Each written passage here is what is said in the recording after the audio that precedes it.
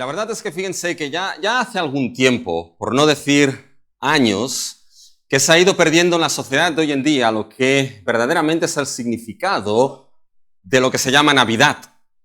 Lo que es la palabra Navidad proviene de un término latín que significa nativitatis, que es básicamente nacimiento.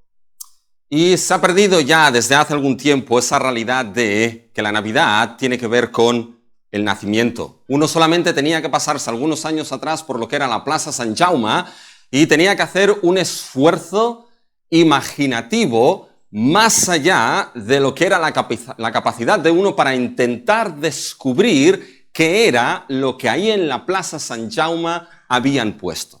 Porque tenía de todo menos la pinta de nacimiento, mis hermanos. Después nos lo pusieron un poco más divertido y ya no pusieron nada ahí, pero escondieron el burrito y la vaquita y las ovejitas por los diferentes balcones y uno tenía que ir mirando si encontraba el nacimiento. Y no había. Ahora ya, para que nadie haya discusión, han puesto una estrella y es todo mucho más fácil, ¿ya? Fíjense, mis hermanos, que se ha perdido lo que es ese significado de lo que es la Navidad como nacimiento y específicamente el nacimiento del Señor Jesucristo. En una sociedad la cual es laica, una sociedad la cual básicamente es progresista y todo lo que es el asunto religioso tiene que quedar en el ámbito personal y privado y no llevarse al ámbito público, evidentemente esto ha hecho que se perdiese el significado de lo que es la Navidad. Pero también, por otro lado, si se dan cuenta, hay algunos que estamos francamente familiarizados con lo que es el tema de la Navidad. Podemos decir todos y cada uno de los acontecimientos que la Biblia cita en relación al nacimiento de Jesús y estamos tan familiarizados con todos los acontecimientos que acaba perdiéndose lo que es el significado de la importancia, la relevancia y lo crucial que fue el nacimiento de Cristo Jesús.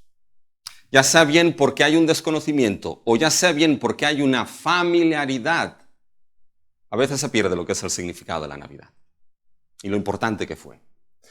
Y fíjense que cuando llegamos a la Biblia, cuando llegamos al Nuevo Testamento, saben que la Biblia tiene dos testamentos, el Antiguo y el Nuevo. Y cuando llegamos al Nuevo Testamento, al primer libro que habla el Nuevo Testamento, el Evangelio de Mateo, en el capítulo 1 y en los versículos del 18 al 21, al 25, Mateo nos va a informar de lo importante que fue la Navidad, el nacimiento de Jesús. Mateo nos va a informar de que la Navidad tiene solamente que ver con el nacimiento de Jesucristo en medio de la historia. Y Mateo capítulo 1, los versículos del 18 al 25 nos van a informar de lo relevante e importante que fue el nacimiento de Jesús para la humanidad. Eso se nos informará. Así que abran sus Biblias en Mateo capítulo 1, los versículos del 18 al 25. Si hay alguien que no tiene Biblia, no se preocupe, seguro que encuentra a alguien al lado que tiene, así que compártanla, ¿eh? Compártanla. Y fíjense, vamos a leer el texto de Mateo capítulo 1, los versículos del 18 al 25. Y esto es lo que la Escritura nos dice. El nacimiento de Jesucristo fue así. Estando desposada María, su madre, con José, antes que se juntasen, se halló que había concebido del Espíritu Santo. José, su marido, como era justo y no quería infamarla, quiso dejarla secretamente. Y pensando él en esto, he aquí un ángel del Señor le apareció en sueños y le dijo: José, hijo de David, no temas recibir a María, tu mujer, porque lo que en ella se ha engendrado del Espíritu Santo es. Y dará a luz un hijo y llamará su nombre Jesús, porque él salvará a su pueblo de sus pecados. Todo esto aconteció para que se cumpliese lo dicho por el Señor por medio del profeta cuando dijo: he aquí una virgen concebirá y dará a luz un hijo y llamará su nombre Emmanuel, que traducido es Dios con nosotros. Y despertando José del sueño, hizo como el ángel del Señor le había mandado y recibió a su mujer, pero no la conoció hasta que dio a luz a su hijo primogénito y le puso por nombre Jesús.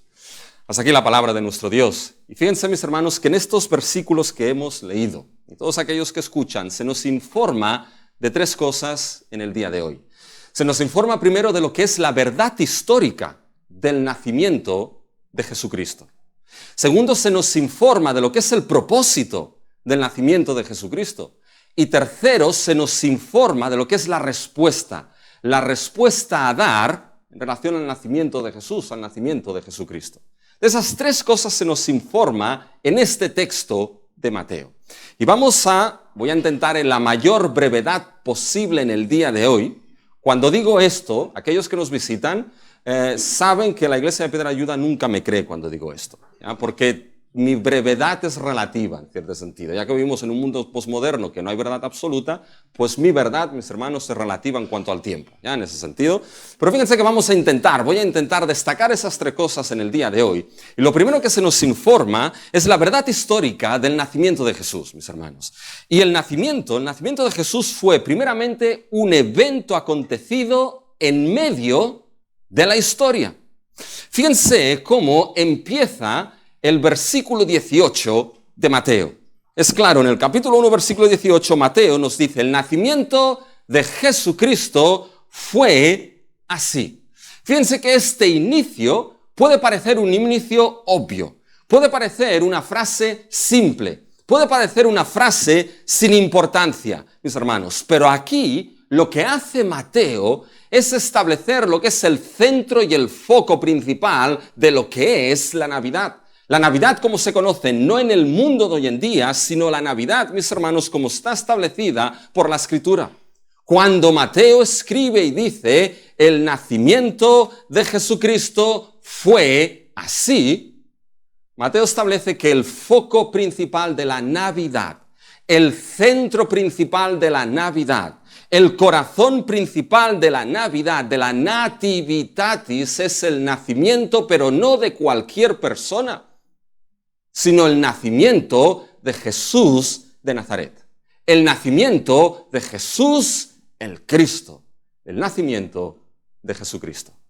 Sin Jesucristo y sin su nacimiento no hay Navidad.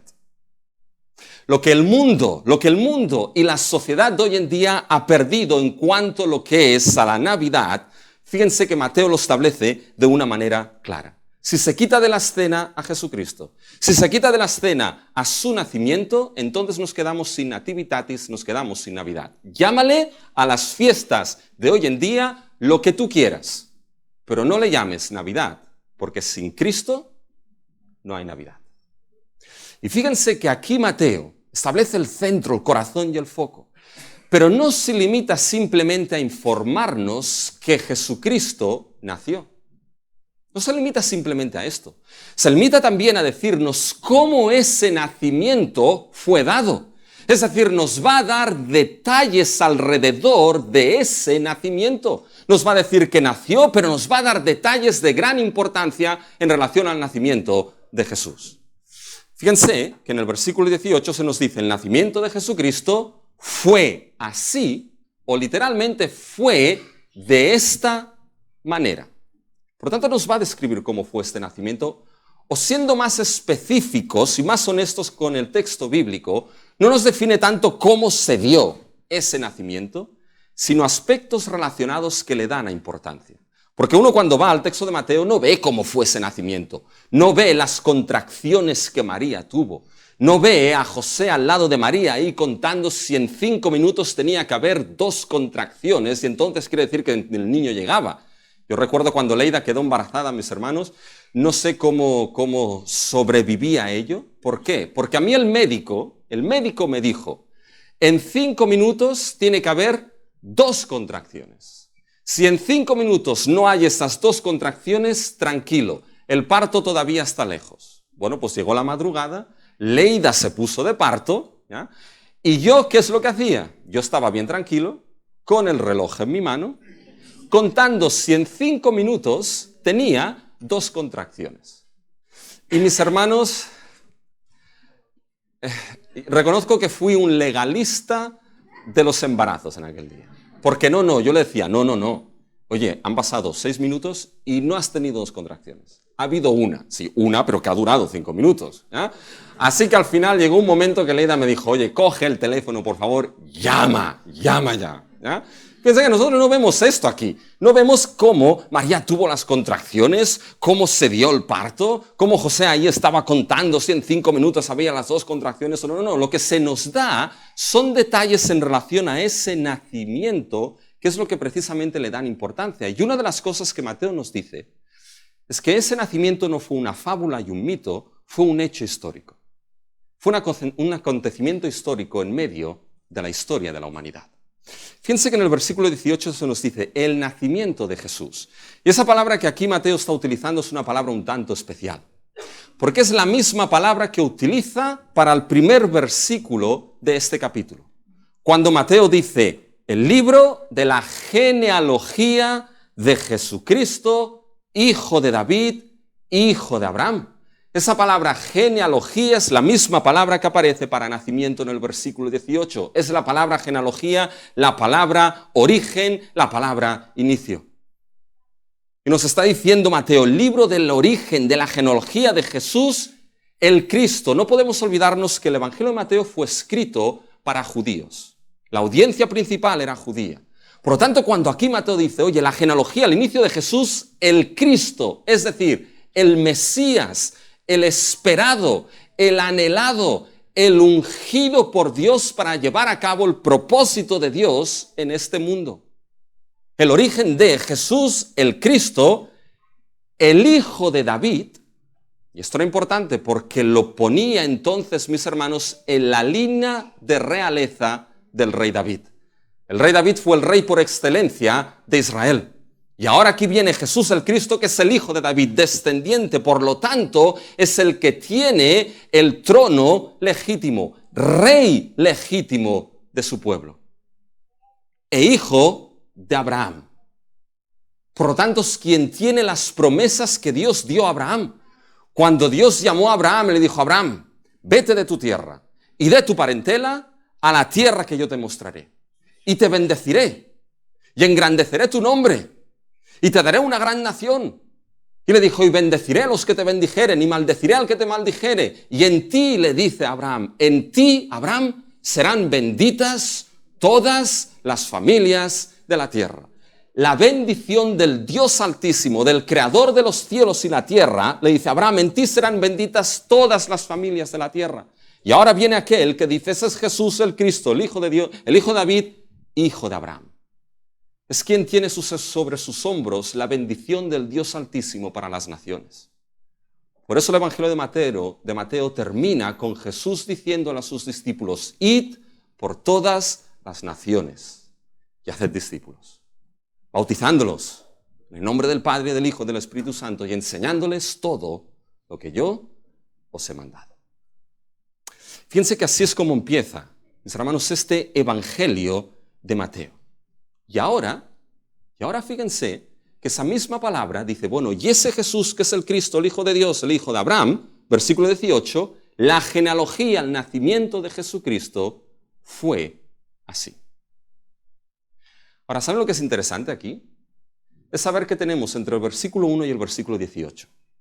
¿Y saben lo que tenemos en medio?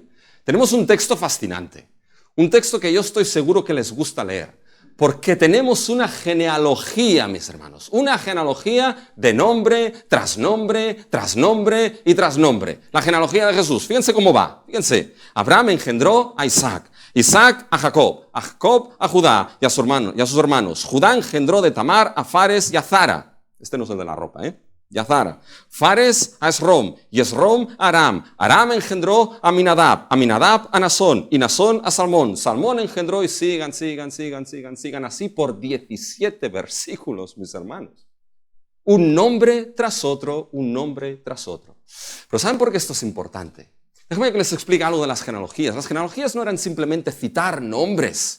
Esa genealogía aquí tiene un propósito específico. Las genealogías tenían propósitos teológicos cuando los autores las escribían.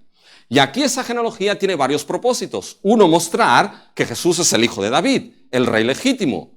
Otro, mostrar que Jesús es el hijo de Abraham, que tiene la bendición a las naciones. Pero ¿saben lo que vemos en esa genealogía, mis hermanos? Vemos algo más. Vemos la historia de Israel trazada con nombres. Vemos la historia de Israel a través de nombres. y a través de hechos históricos, porque nos menciona no solamente nombres históricos, sino que nos menciona eventos históricos como por ejemplo la deportación de Babilonia, es decir, el exilio en Babilonia. Y esto no solamente lo menciona la Biblia, sino que lo mencionan otros escritos históricos fuera de lo que es la Biblia. Por lo tanto, cuando llegamos a esa genealogía, no la pierdan de vista, porque esa genealogía nos muestra la historia de Israel. Nos muestra la historia de la salvación de Dios con hechos y personajes históricos. Y toda esa historia, fíjense dónde la termina Mateo. En el versículo 17, justo el que va antes de nuestro texto, dice: de manera que todas las generaciones desde Abraham hasta David, son 14, desde David hasta la deportación de Babilonia, 14, y escuchen ahora, y desde la deportación de Babilonia hasta Cristo, 14.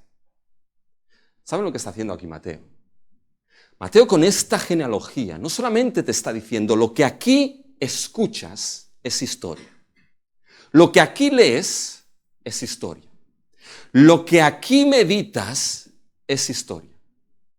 Está diciendo mucho más.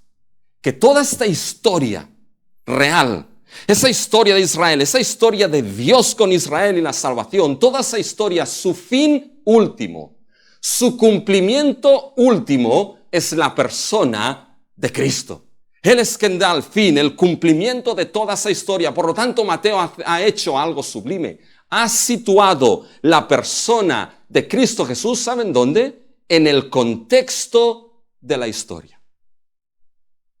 Y por lo tanto, Mateo está diciendo, lo que escuchas del nacimiento de Jesucristo no fue una fábula ni un mito. Al igual que la deportación de Babilonia fue un hecho histórico, ahora el nacimiento de Jesucristo, que es el fin de esa historia, fue así. Tienes un hecho en medio de tu historia. Un hecho histórico. Y eso tiene que darte a entender algo. Al menos tienes que pensar en esto honestamente.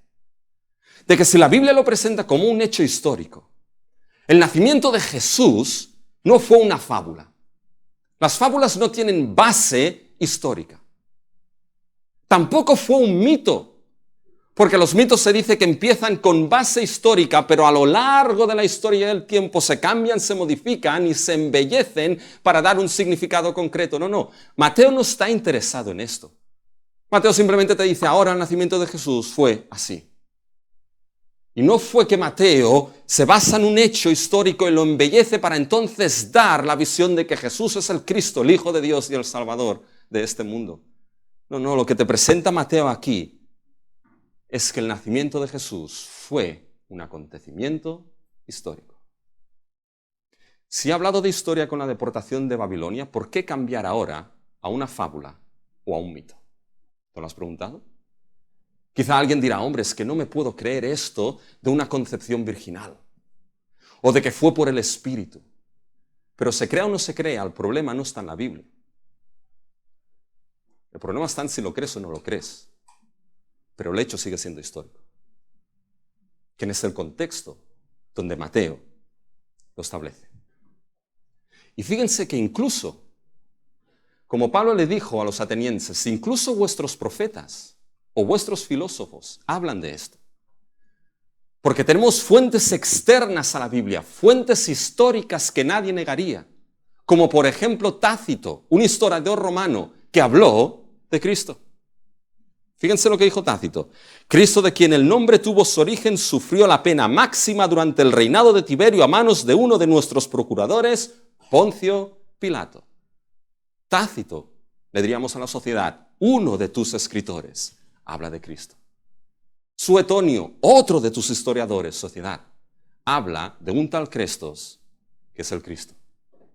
Y un historiador judío por excelencia, Flavio Josefo, dijo lo siguiente: era un hombre sabio, refiriéndose a Cristo, si era lícito llamarlo hombre. Por lo tanto, lo primero que nos enfrentamos aquí en Mateo y que se nos informa es que el nacimiento de Jesús fue un acontecimiento histórico. No te enfrentas con un mito, con una fábula, sino con un hecho histórico. Pero con algo más. No solamente fue un acontecimiento histórico, sino que fue un acontecimiento de la intervención de Dios en la historia. Dios intervino en la historia misma.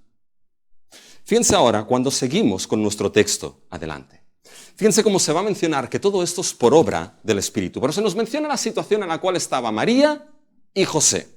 Era una familia normal de aquel tiempo. Fíjense lo que dice. El nacimiento de Jesús fue así, estando desposada María con su marido José. Y esto de estar desposada es importante, porque la idea de estar desposada era un periodo que solía ser más o menos de un año, más o menos, y era un periodo donde la fuerza legal de matrimonio, eso ya estaba vigente y era perfectamente legítima. Aquí tenemos algunos abogados que yo estoy seguro que saben de qué va esto, ya de las leyes y todo esto. Pero fíjense que el periodo de estar desposado era un periodo donde la fuerza legítima y legal de matrimonio ya se ejercía. La única diferencia es que la mujer todavía vivía en casa de su padre. Todavía no estaba viviendo como una unidad familiar con su marido. No había sido todavía, puesto así, recibida, tomada como esposa. Pero la fuerza de esposo y esposa en ese periodo ya funcionaba. Esto parece ser lo que dice algunas expresiones cuando dice en el versículo 18, estando desposada María su madre con José, antes que se juntasen. Esto puede referirse a lo que es el acto sexual, antes de que la conociese, o la idea antes de que se juntasen, antes de que hubiese sido tomada para ser llevada como esposa a casa del marido, después de ese periodo de estar desposada. Pero ese periodo, mis hermanos, aunque la mujer estuviese en casa de su padre, ya funcionaba como matrimonio. Por lo tanto, cualquier acto de irse con otro o con otra ya contaba como un acto de adulterio. Y sorpresa, la gran sorpresa. Y en ese periodo en que estaba desposada con su marido, antes que se juntasen, se halló que había concebido, mis hermanos. Se halló que María estaba embarazada. Y ahora pónganse a pensar en esto. Si ya en ese periodo de estar desposada era un periodo que unía a nivel legal, mis hermanos, entonces la ley se aplicaba también en caso de adulterio. Y nuestra ley ha cambiado mucho en relación a esto. Pero cuando vamos a las Escrituras de Deuteronomio 24, lo que requería la ley es que si alguien era encontrado en adulterio, lo que se sufría era la pena de muerte, el apedreamiento, mis hermanos. Después esto fue cambiando y parece ser que en el tiempo de José y María eso ya no se practicaba, sino que se practicaba lo que había en Deuteronomio 21, que era darle carta de divorcio. Pero era algo que se hacía públicamente. Era algo que no se hacía en secreto. Era algo donde el marido le daba carta de divorcio y ponía delante de todos la situación en la que aquella mujer se encontraba. Era un acto público y entonces fíjense, quedaba aquella mujer en una situación de vergüenza y de desprecio social. Era terrible. Y esto parece que es el camino que tomó José, pero de manera distinta. Lo hizo en secreto. O quería hacerlo en secreto. Fíjense el versículo 19. José, su marido, como era justo y no quería infamarla, quiso dejarla, aquí está la palabra clave, secretamente. José era justo, sabía que tenía que obedecer la ley de Dios en ese aspecto. Darle carta de divorcio, lo sabía. Pero su justicia a esa ley, mis hermanos, no era falta de compasión y de misericordia. No era legalista. Tuvo misericordia y compasión y dijo, voy a hacerlo en secreto, con 2 testigos, para no infamarla, para no ponerla en vergüenza y en desprecio social. Esa es la situación que hay ahí. Pero, si se dan cuenta, yo me he saltado algo. Algo que se menciona 2 veces. Y lo que se menciona 2 veces aparece en la frase del Espíritu Santo. Fíjense, al final del versículo 18, concebido del Espíritu Santo. Versículo 20, lo que hay en ella engendrado es del Espíritu Santo. ¿Saben lo que es esto, mis hermanos? Lo que nos está indicando aquí es que ese niño que ahora se encontraba en María fue la obra de Dios. Fue la obra, el origen, la fuente, no era una fuente y un origen humano. No se encontraba la fuente y el origen en varón, sino que se encontraba en Dios mismo. No fue un acto de varón o de hombre, fue un acto divino, un acto de Dios. La intervención de Dios mismo en María. Lo que Lucas escribe y nos da detalles y dice lo siguiente. Respondiendo al ángel, le dijo, el Espíritu Santo vendrá sobre ti y el poder del Altísimo te cubrirá con su sombra.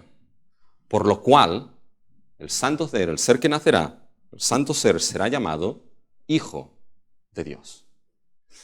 Esto es lo que en el cristianismo se conoce como el misterio de la concepción virginal. Que no fue acto de hombre, no fue la intervención humana ahí, fue la intervención misma de Dios. ¿Y qué es lo que se produjo con esta acción del Espíritu Santo?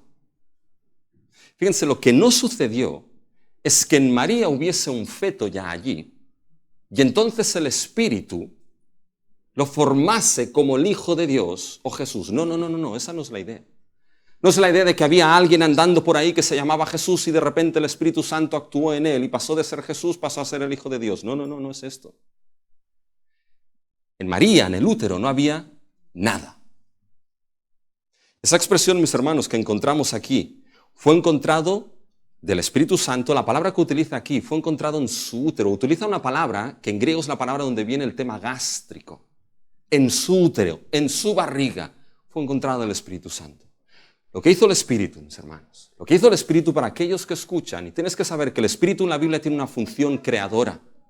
No había nada. Y el Espíritu creó una naturaleza humana perfecta. Una naturaleza humana sublime. Una naturaleza humana que no estaba tocada por lo que es la perversión y la caída del ser humano. De un ser humano roto por dentro, aunque no lo reconozca. Creó lo que es una naturaleza humana perfecta. Para que entonces el eterno Hijo de Dios tomase esa naturaleza humana perfecta. Y el ser que naciese históricamente, Jesús de Nazaret, fuese Dios, hombre. 100% Dios, 100% hombre. Ciertamente es un milagro.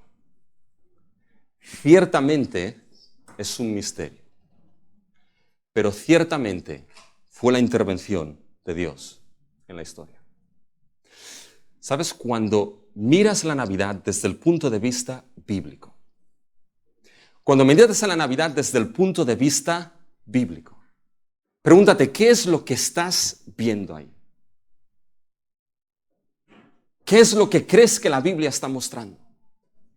Y lo que está mostrando es ese acontecimiento histórico, pero es mucho más, es que Dios intervino en la historia de una manera sublime.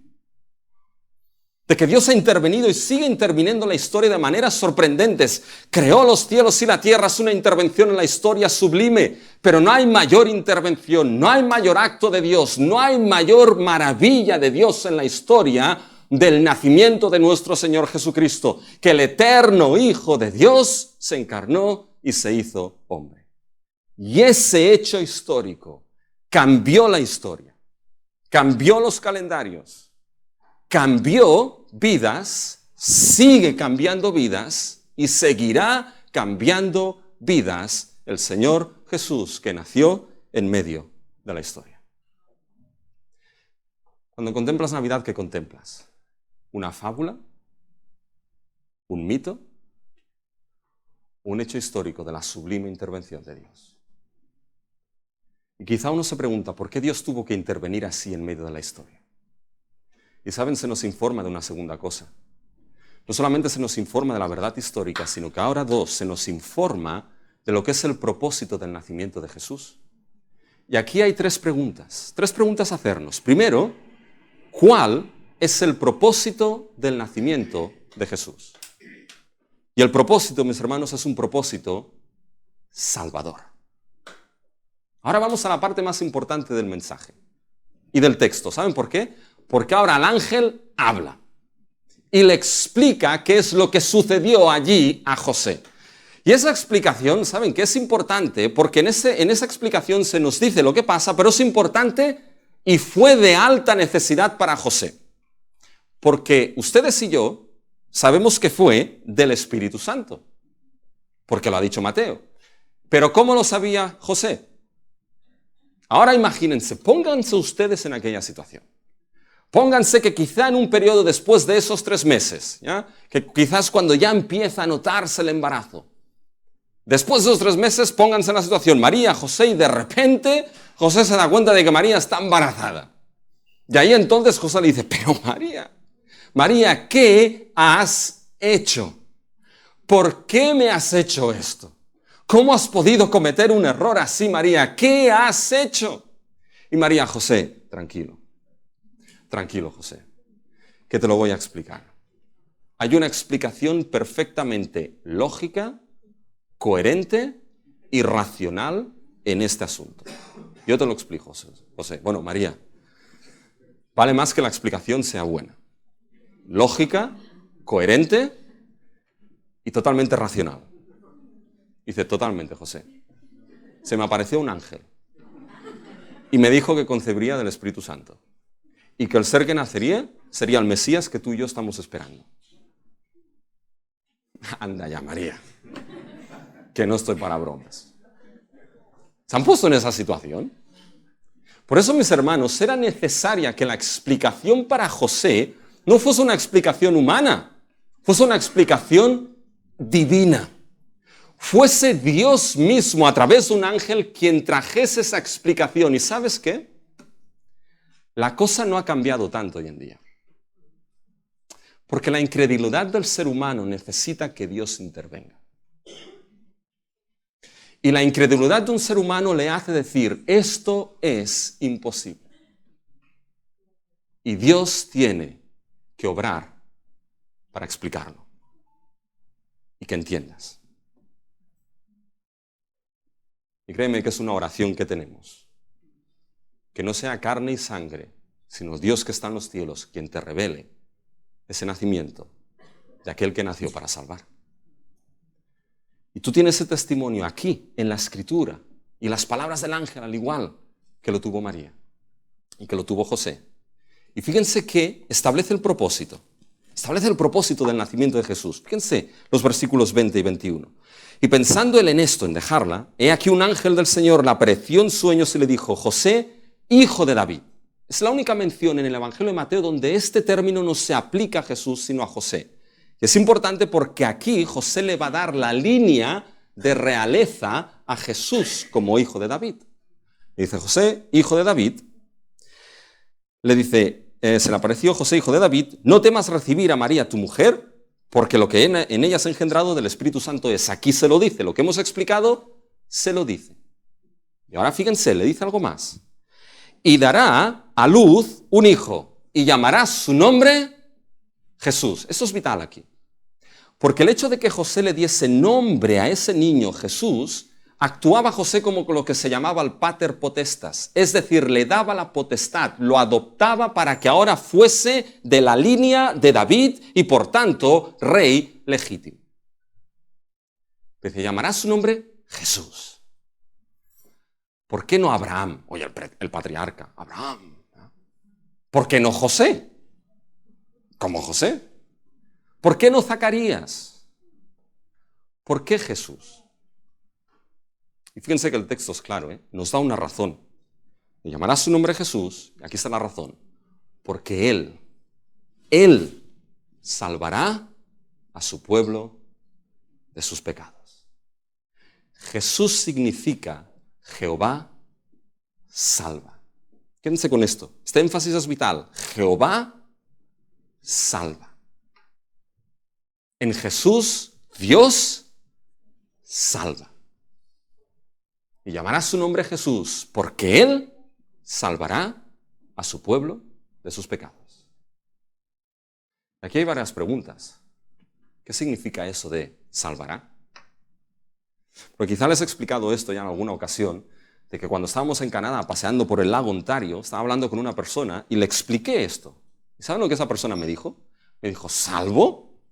¿Salvación de qué? Si no hay nadie que me persiga. Claro, son categorías que quizá quedan fuera de la mente de aquellos que su visión no es bíblica. ¿Pero qué significa eso de ser salvo? ¿Salvará? Bueno, este evangelio fue escrito para judíos, recuerdan, ¿no? Y fíjense que para un judío que escuchase esto, el Mesías nos salvará, ¿saben de quién? Del poder de los romanos. Nos va a salvar del poder de los romanos. Va a cambiar plenamente el gobierno. Ese gobierno no nos gusta, vamos a cambiar. Nos va a salvar de esto, ya, de ese poder, de esa tiranía, de esa opresión de los romanos. Y aquí viene el gran shock. Dice, no. Él salvará a su pueblo de sus pecados. Aquí el problema no eran los romanos. El problema no eran nunca los egipcios. El principal problema no eran los egipcios, los asirios, los babilonios, los medopersas, los griegos, los romanos. No. Aquí el problema era su pecado. El salvar su pueblo de su pecado. Y cuando entremos en esto, seamos sinceros, es algo que no gusta. Y es algo que no gusta escuchar a nadie, y menos a la sociedad de hoy en día. Porque hablar de pecado suena hoy en día como algo que no es políticamente correcto. Como algo que es una reliquia ancestral de tiempos retrógrados y obsoletos que no se aceptan por una sociedad progresista, posmodernista y liberal, en la cual cada uno puede hacer como le venga en gana. Y el pecado se entiende más como una construcción social que no otra cosa. Que lo que es pecado en una sociedad quizá oriental no es pecado en una sociedad occidental y viceversa. Es la sociedad quien determina el concepto de pecado. Y no es políticamente correcto hablar de esto. Pero la Biblia nos esconde que el concepto de pecado es nunca visto desde la perspectiva de la sociedad o tu propia perspectiva. Es vista desde la perspectiva de la Escritura y la perspectiva de Dios. Y cuando vamos a la Biblia a hablar de pecado, mis hermanos, primeramente el pecado es presentado como un estado del ser humano. El estado y la situación, la naturaleza en la cual se encuentra todo ser humano desde que hubo la rebelión en Génesis 3 de la humanidad. Un estado de muerte espiritual. Un estado contrario a Dios. Una naturaleza de ofensa a Dios. Una naturaleza que no quiere saber de Dios y no puede saber de Dios. Un estado que no es un mal pasivo. Es un estado, un mal activo.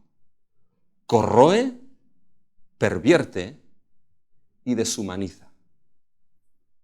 El pecado es como la gangrena para el miembro, como el cáncer para el cuerpo, como el óxido para el hierro.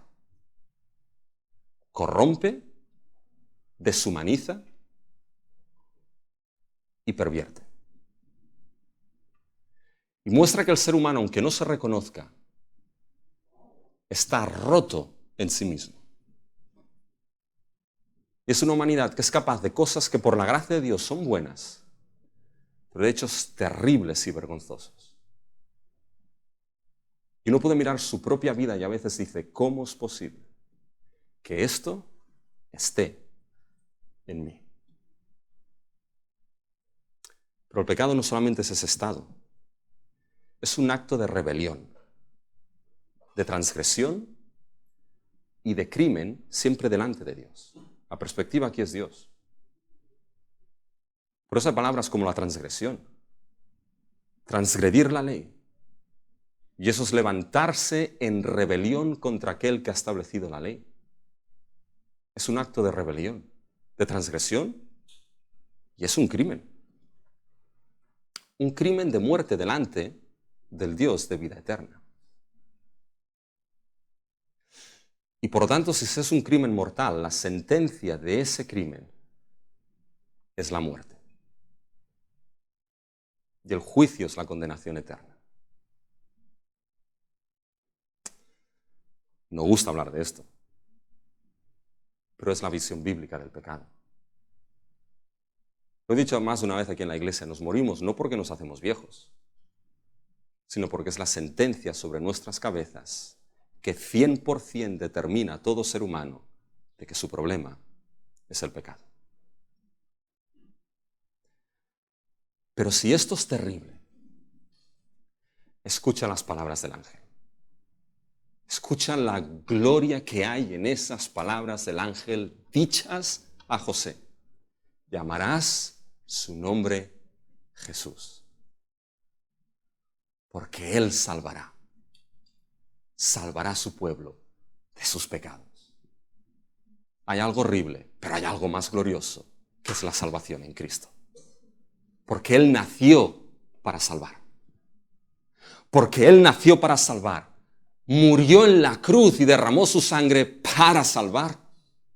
Resucitó para dar salvación y vida eterna. Cristo Jesús trató de una vez por todas con ese problema del ser humano, con el pecado. Trató de una vez por todas con lo que es el castigo y el juicio por ese pecado en nuestra vida.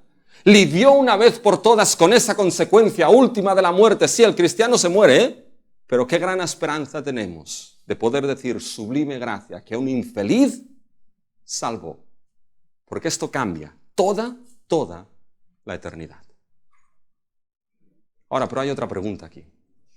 ¿Salvará a su pueblo? ¿Quién es su pueblo? Bueno, si le preguntas a un judío que estaba escuchando aquí a Mateo, diría, bueno, su pueblo son los judíos.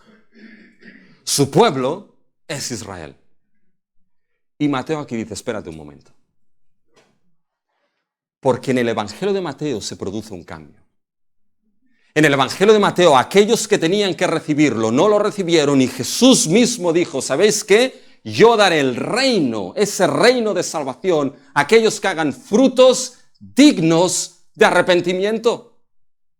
Y aquí en Mateo, mis hermanos, aquel que es el pueblo de Dios, que Dios salvará, que Jesús salvará de sus pecados, es no definido por raza, sino definido por fe. Es aquel pueblo, son aquellos que son capaces de mirar sus pecados y de decir, sí, mi vida está rota por este pecado.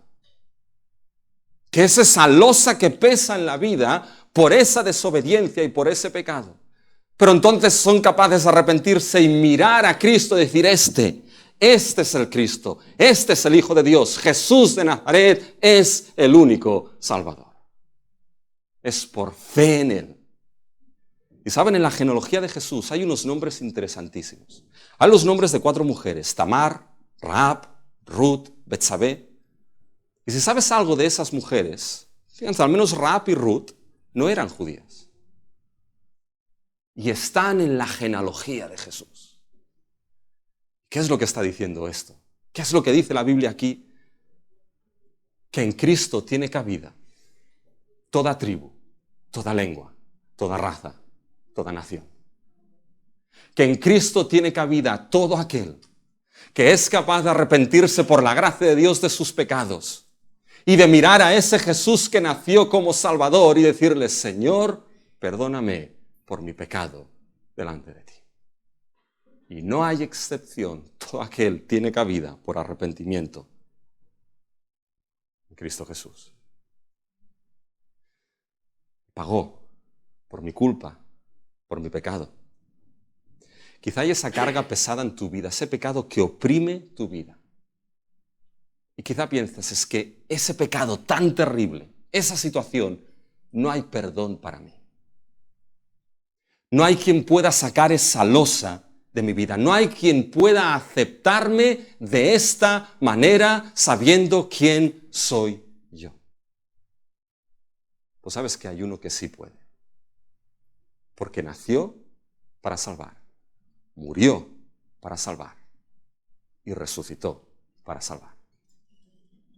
Y ese es Jesús de Nazaret. Pero quizás me dices, bueno, dame una prueba de esto. ¿Cuál es la señal? ¿Cuál es la prueba dada de esto? ¿Cuál es la señal? ¿Sabes cuál es la señal? Es el cumplimiento de las Escrituras. Fíjense, ese es el punto 2.2. Se digo porque como se me han dormido los de atrás, pues ya les digo que pasen. ¿Cuál es la señal de que eso es una realidad? Bueno, es el cumplimiento de las Escrituras. Fíjense que lo dice Mateo. Fíjense en el versículo 21 y en adelante. Y dará a luz un hijo y llamará su nombre Jesús porque él salvará a su pueblo de sus pecados. Todo esto aconteció para que se cumpliese lo dicho por el Señor por medio del profeta, ese es el profeta Isaías, cuando dijo, una virgen concebirá y dará a luz un hijo y llamará su nombre Emmanuel. Fíjense que aquí Mateo está diciendo, bueno, este nacimiento no es una casualidad en la historia. No es un tropezón en la historia. No es un evento más en la historia. Se cumplió, se dio para que se cumpliese lo que Dios dijo por medio de Isaías. Fíjense, ¿qué es lo que Dios dijo por medio de Isaías? Bueno, dijo precisamente esto. Fíjense, escuchen. Por tanto, el Señor mismo os dará señal. He aquí que la Virgen concebirá y dará a luz un hijo y llamará su nombre Emmanuel. Eso es lo que dice Dios en Isaías. Por lo tanto, el Señor mismo os dará ¿qué? Señal. ¿Se dan cuenta en Isaías? Que una virgen conciba y dé a luz un hijo será la señal que Dios dará. Eso es en Isaías. Será señal divina. Ahora debemos preguntarnos, ¿qué sucede en Isaías que Dios tiene que dar señal? Y déjenme que le explique un poco lo que sucede en Isaías. Les voy a explicar geopolítica. ¿Están preparados con la geopolítica? Tienen que saber geopolítica hoy en día, porque con el follón que tenemos, tenemos que saber geopolítica. Bueno, déjenme que les explique geopolítica en aquel tiempo. Israel se dividió en dos, norte y sur. Y ahí estaba Acaz, el rey de Judá, que era el rey del sur, atemorizado porque sus hermanos del norte habían hecho una coalición con Siria. Y como habían hecho una coalición con Siria, ahora dice, bueno, pues con los sirios vamos a atacar a los hermanos del sur, a Judá, y vamos a conquistar Jerusalén. Y ahí está Acaz, el rey de Judá, diciendo, aquí ya están magras. Y entonces Dios le dice a Isaías, ve Isaías, y dile a ese hombre que yo voy a salvar. Y que me pida cualquier señal de que yo voy a salvar. Fíjense lo que dice Dios, le dice a Acaz. Habló también Jehová a Acaz diciendo, pide para ti señal de Jehová tu Dios, demandándola ya sea de debajo en lo profundo o de arriba en lo alto. Dios le dice a Acaz, pide una señal de abajo en lo profundo, de arriba en lo alto. Es decir, pide una señal de donde tú quieras. Pide la señal más impensable, más increíble, más ilógica. Una señal que el mundo cuando la viese diría, esto no hay quien se lo crea, porque es imposible. Pide lo que tú quieras. Y Acaz dice, yo voy a pedir a Dios. Falsa modestia. Entonces dice, ¿no vas a pedir tú? Bien. Dice, yo te voy a dar señal. Señal de que yo vengo a salvar. Una virgen concebirá y dará a luz un hijo. Y llamará su nombre Emmanuel. ¿Se dan cuenta en Isaías? Ese hijo que nacerá es señal de salvación. Bien, en Isaías, ese hijo que nace es el hijo del profeta Isaías, en el capítulo 8. Pero Mateo, mis hermanos, va más allá. Mateo entiende que la historia de la Biblia es una única historia de salvación. Y Mateo contempla lo que sucede en Isaías y la señal que Dios dio de salvación.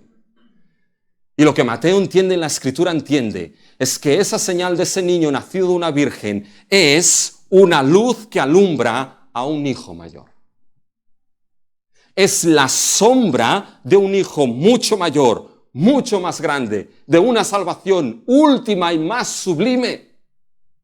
¿Cuál es esta? Cuando el ángel le dijo a José, María concebirá y dará a luz un hijo. Porque esto es lo que Dios estableció para que se cumpliese la Escritura. Una virgen concebirá y dará a luz un hijo, llamará su nombre Emmanuel. Mis hermanos, lo que se está haciendo aquí, ¿saben qué es? Que la Biblia lo que nos está mostrando aquí es que ese cumplimiento de la Escritura es la señal que Dios da a este mundo de que Él ha venido a salvar. El nacimiento de Jesucristo en la historia es la señal de Dios como Salvador, de que Él ha venido a salvar. De que llegará el día, sí, el día que vendrá en juicio, pero ha venido para salvar. Y quizá uno puede preguntarse, ¿dónde está Dios? ¿Por qué Dios no hace nada en mi vida en esta situación? ¿Por qué no hace nada Dios en el mundo en esta situación? Y a veces le cargamos a Dios lo que es la culpa nuestra. ¿Y por qué no hace nada? Y miras a lo que es Navidad, dices, te dio la mayor señal de que Él vino para salvar. No salvarnos primeramente quizá de nuestras penurias o de nuestras dificultades económicas, financieras, no, quizá vas a seguir teniendo. No de nuestras enfermedades, quizá vas a seguir estando enfermo. Pero lo que sí es seguro que dio señal para salvar del mayor problema de todos, que es el pecado. Miras Navidad y ves la señal de salvación de Dios en Cristo. Y ahora aquí viene la tercera pregunta y con esto ya voy acabando, de verdad, ¿eh? De verdad. Pregúntense, ¿por qué Jesús puede salvar? ¿Y saben por qué puede salvar? Porque Él es Emmanuel, Dios con nosotros. Fíjense que Mateo dice algo que Isaías no dice. Isaías dice, por tanto el Señor os dará señal. He aquí una virgen concebirá y dará a luz un hijo, y llamará su nombre Emmanuel. Y ahí se queda Isaías 7:14. Pero Mateo no se queda ahí. Fíjense lo que dice Mateo en el versículo 23. He aquí una virgen concebirá, dará a luz un hijo, llamará su nombre Emmanuel. Y ahora lo traduce aquí, Mateo. Que traducido es Dios con nosotros. O vamos de gloria en gloria aquí. Porque ya es sublime de que Dios nos diese un Salvador para salvarnos del pecado. Pero es más sublime de que ese Salvador sea Dios. Fíjense que esta frase, es una identificación de revelación, de identidad. ¿Quién es Jesucristo? Jesucristo es Emmanuel, Jesucristo es Dios encarnado. Jesucristo es Dios encarnado, pero no solamente Dios encarnado, es Dios encarnado con nosotros, entre nosotros. Dios vino para estar entre nosotros y para salvarnos de ese pecado. ¿Se acuerdan que antes les he dicho, guarden algo en la mente que es vital? Jesús significa Jehová salva. Dios salva. Bien, Jesús significa Dios salva. Jesús salvará a su pueblo de sus pecados. Bueno, ¿en qué quedamos? ¿Quién salva aquí? ¿Dios o Jesús? ¿Y saben cuál es la respuesta? La respuesta es Emmanuel. Dios con nosotros. Porque Jesús es Dios con nosotros. Y saben, esto es sublime. Porque no pierdas nunca de vista que nuestro pecado fue contra Dios. Él es el ofendido. ¿Cómo a veces se puede decir, con osadía a veces, ¿dónde está Dios? Cuando Él dio señal de que vine para estar con vosotros. ¿Nos ha dejado de la mano? No, nosotros nos dejamos de la mano de Dios. ¿Y saben lo que es lo sublime aquí? De que Él fue el ofendido, Dios, por nuestro pecado. Y tenía todo el derecho, y tiene todo el derecho, de juzgar al ser humano por su pecado. Pero el Dios que fue ofendido es el Dios que vino para salvarnos de esa ofensa.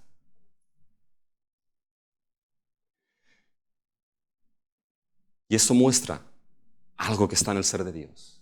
El darse por amor hacia aquellos que Él ha amado para salvarlos y perdonarlos. Y lo glorioso es que, sabes, Él tiene toda la autoridad y el derecho de juzgar por el pecado.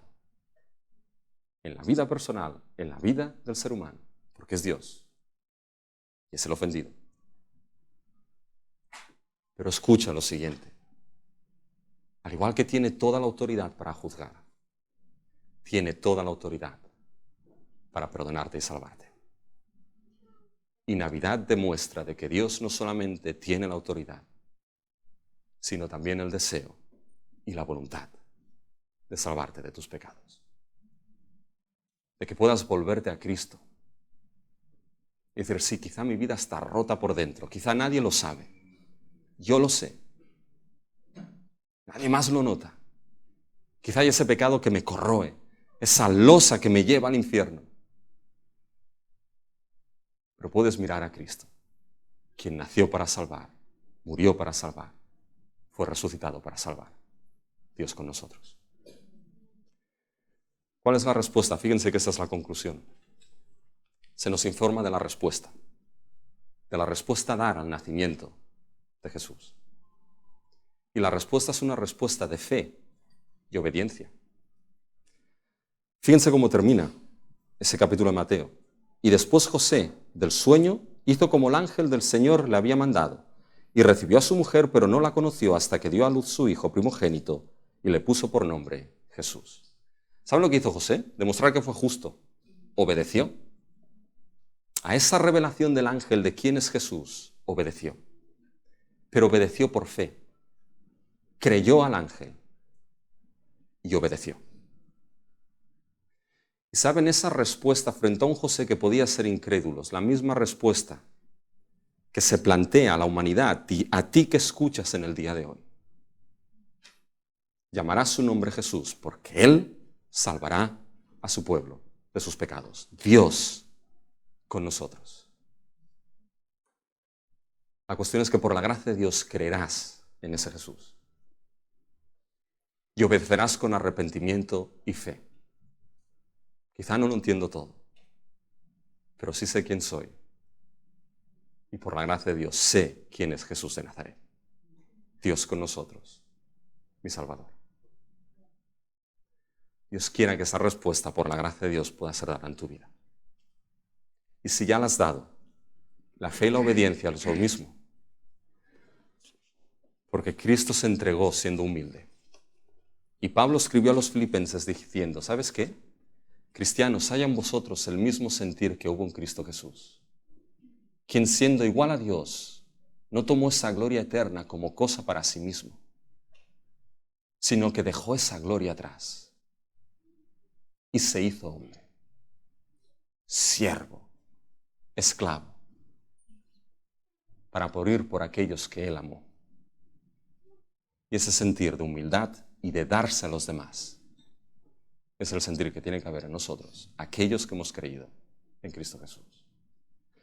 Sea la gracia de Dios la que pueda obrar en nuestras vidas, en el día de hoy, para la gloria y la honra de nuestro Dios.